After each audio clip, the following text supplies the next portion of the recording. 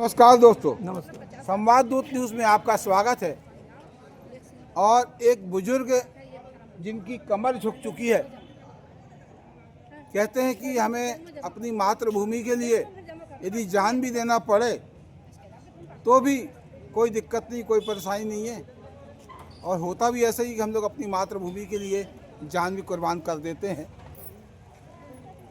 एक बुजुर्ग हमारे बीच में आए हैं, ये केवलारी जनपद से आए हैं। कहाँ के हैं बाबूजी आप? उगली थाना, ग्राम ढुटेरा, और जमीन है घुरवाड़ा की सर। क्या खसरा रकबा है उस जमीन का? घुरवाड़ा के खसरा नंबर की जमीन का 308/1 308/2 कर दिया गया। ठीक, कितनी ज़मीन है कुल? उसमें 110 आरे जमीन थी सर, जिसमें 55 आरे करके, और उसमें भी पटवारी के द्वारा लाहकी में 127 आरे लिखा गया है, जबकि 137 आरे होता है। तो अच्छा। और बाबूलाल ने रामलाल को रजिस्ट्री कर दिया। ये बाबूलाल कौन है? मेरे चौथे नंबर का भाई है और तीसरे नंबर का भाई रामलाल है। अच्छा।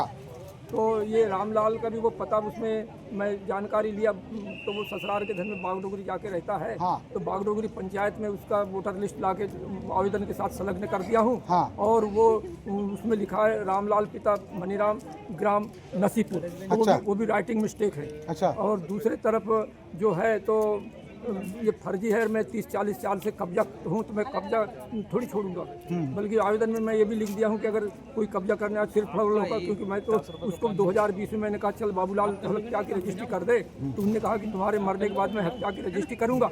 तो वही जन सुनवाई में राहुल फटिंग कलेक्टर के समय में वही लिख करके मैं कलेक्टर साहब को आवेदन दे दिया। तो वो एक आवेदन सील लगा के मेरे पास रखी, उसी की फोटो कापी भी दिया हूँ। तो रजिस्ट्रार मैं जब संस्कृति जैन के समय जब आवेदन लगाया तो पुलिस अधीक्षक के पास गया, तो पुलिस अधीक्षक ने बोले क्या देते हो? बोले जिंदे को किसी को मरा समझ लेना कानूनन अपराध है। बोले तुमको मरा समझ के कैसा रजिस्ट्री किया? तुम बोले इसके लिए आगे कार्रवाई करो। तो मैं उसी कार्रवाई के लिए मैं भी कलेक्टर साहब के पास आया था। वो भी पंचायत 3 ढुटेरा, घुरवाड़ा, सरंडी 3 पंचायत से सरपंचों के द्वारा आम सभा में आवेदन दे करके उसका प्रमाण पत्र भी लिया हूँ कि रजिस्ट्री निष्क्रिय करने की अनुशंसा की जाती है। उसके पश्चात भी हमारे कलेक्टर महोदय ने कहा कि हमको अधिकार नहीं है। अच्छा, इस पूरे मामले में दोषी कौन है? दोषी बाबूलाल। मेरे को रजिस्ट्री करना था तो वो मैं उसके घर में, उस दिन से मैं आज तक घर में नहीं गया, तो तीसरे नंबर भाई को रजिस्ट्री कर दिया। जब रजिस्ट्री हुई तो रजिस्ट्री में जो है आपके भी हस्ताक्षर होना था, आप भी खड़े होते। नहीं, लेकिन आपकी अनुपस्थिति में कैसे रजिस्ट्री हो गई? उसके लिए तो पटवारी, तहसीलदार, हाँ, वो जो रजिस्ट्रार है, सारे लोग दोषी हैं। सारे लोग दोषी हैं। जी हाँ।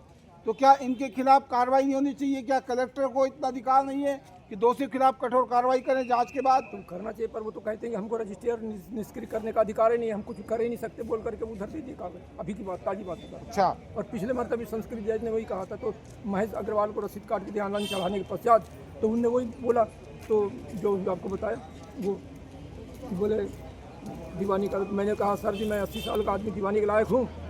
चुप।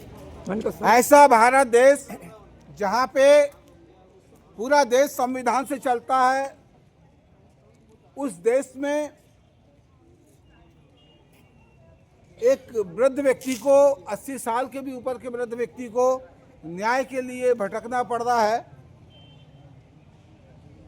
कलेक्टर के पास अभी आए हैं, हमारे जिले की शीतला पटले कलेक्टर ने, इन्होंने जो जवाब दिया वो भी बेहद चौंकाने वाला है कि इस मामले में हम कुछ नहीं कर सकते, हमको रजिस्ट्री निष्क्रिय करने का अधिकार नहीं, हमें रजिस्ट्री को जो है कैंसिल करने का अधिकार नहीं है। तो कम से कम जो जांच में जो त्रुटि हुई है, जिन लोगों ने कार्रवाई करने में गड़बड़ी की है, उनके खिलाफ जांच की कार्रवाई कर तो हो सकती है कम से कम।